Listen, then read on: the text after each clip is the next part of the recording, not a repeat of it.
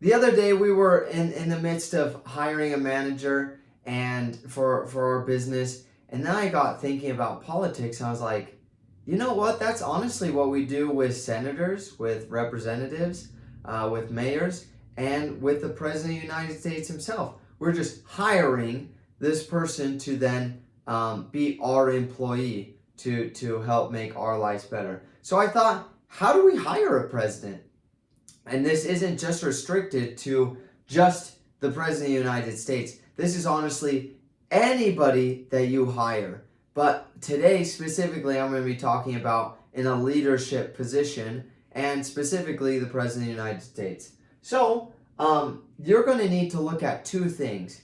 You're going to need to have, they're going to need to have the team values and then also the position values. And this, again, this applies to every single position that you hire in politics, in your business, to help you in your personal life, your mechanic. If they don't share your team values, you're not going to get along together. Let me give you an example. You hire a mechanic, but the mechanic, he believes in, he's very thoughtful and very slow about things.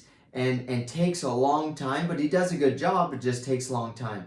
Well, one of your values, your team values, that just means that your value with your values of people that you work with, is you like to get things done fast. Well, you guys aren't going to get along together. That doesn't mean that he's a bad mechanic. That means that you two don't share the same values. One of those values might be honesty. Other, like in the drug industry and the mafia, a lot of people are dishonest and they all share those common values, okay? So you have to be on the same value system, whatever that is, and some things are more important to some people than other people. So what are the team values to become the president? Well, who's on the team?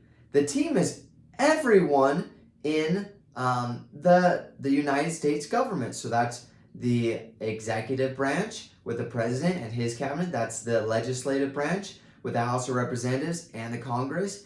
And that's the judicial branch with the 9 Supreme Court judges. So it's not a huge team. It's a couple hundred people, right? But what are their team values? Their team values, well, we can just make stuff up and say, oh, the team values of the United States are whatever I want it to be. But it was actually in one of our founding documents, the Declaration of Independence, that they explain the team values of this is why we believe what we believe. Okay, the what we believe is in the Constitution. Why we believe it, the actual values and principles, are in the Declaration of Independence, okay? So what does it say in the Declaration of Independence? Very clear. I get 3 things from it very clearly when I read the Declaration of Independence, and that is 1, freedom, 2, limited government, and 3, God, believing in a higher power. If you're missing any one of these things, and you want to be the president, but you believe in control and you believe in big government and you don't believe in God, well, then you automatically should not be hired to be the president of the United States, because that's going against the team values. Okay, I didn't set up the team values. You didn't set up the team values. That was set up in the original Declaration of Independence for this country, and every single country has their own team values. It's going to be different in Russia versus Spain versus Uganda, and every single business is going to be different as well. And some team values lead to better success than other team values. But for example, in business, we might have the team value of, like I said earlier, speed, then really high quality. We want to have those two as our team values. Well, it doesn't necessarily mean that if my team value is take your time and hiring people that are super fun is necessarily worse. It's just different. But again, some team values might lead to better success than others, and we've seen the success that the United States of America has had by having these team values: freedom, limited government, and believing in God. Okay? So that's the very first thing you have to look at with the president when you're hiring anybody. What are the team values, and does that person meet your team values? If they do, then you can move on to the second portion, which are position values. Now, with this specific position, what are the values with that position? Let me give you another business example. If you're hiring a, let me give you an example. Let's say that there's a person who's super outgoing, really good with people. They love people. They can talk all day, and they're really empathetic with people. Are you going to hire this person? Are you going to hire him or not? Well, it depends on the position. If they're going to be the spokesman for your company, then you're probably going to hire that person, right? But if you're hiring them to be a garbage man, well, none of those skills actually help you with being a garbage man. You have to have the specific position skills. And I've seen it with our own business that there's an excellent person in one position, and then we tried to move them to another position, and they hated it, and they didn't do good because they didn't have those position skills. Well, same thing applies with the president. What are the position values or skills with the president of the United States? The number one thing is leadership. It says very clearly in the Constitution, the president isn't really doing that much. He doesn't have that many responsibilities as to, like, he's not supposed to enact laws. There's a little bit on executive orders, but he's not supposed to. Now that's a lot of presidents over the past 100 years have really changed that, but he's not supposed to.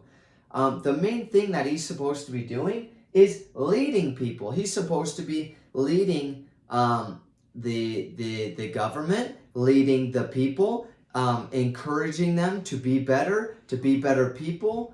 Right? That's his main thing is leading people. You want a guy who's there to inspire people, right? As your president. So leadership. There's an excellent book called Dichotomy of Leadership, and that book breaks it down. Leadership breaks it down into honestly, you have to read the book in order to understand the whole idea of leadership, and it's very deep. But it's basically broken down. It's called Dichotomy of Leadership for a reason. So a dichotomy is having two sides. So if you're just one-sided, meaning if you care about people so much that you're not able to have those tough conversations, you're not going to be a good leader. But if you only have the tough conversations and you don't have any personal conversations, you don't get to know them as a person, they're gonna think that you don't care about them. So you have to have both sides, a dichotomy, a balance of both things. Well, leadership breaks down into basically friendship, where people know that you really care about them as a person, that you love them, and at the same time you can lead them, you can drive them. Okay, I love you as a person, and here's what we're going to be doing. We're going to move forward as a country by doing this. Like Abraham Lincoln was a perfect example. In the book How to Win Friends, Influence People, he says that there was no greater leader in the history of the world other than Abraham Lincoln. He was a perfect ruler of men, is what he said. And that's the guy that you want as the president. If they can't lead, then they're out of the running for the president. My personal experience on hiring people is this isn't so hard to find. The position values, there's a lot of people with different position values. Either if you're finding somebody who can code, if you're finding somebody who is really good with people, finding somebody who's a good leader, finding somebody who's good with technology, whatever the skills are, my experience has been, this isn't the hardest part. This is actually the hardest part, because this is who they are. And this usually is what they are doing, okay? It's still a part of who they are, like being a leader is still who they are, but if you're good at computer skills, that's more of what you're doing. Whereas here, it's who you are and what you deeply believe in, okay?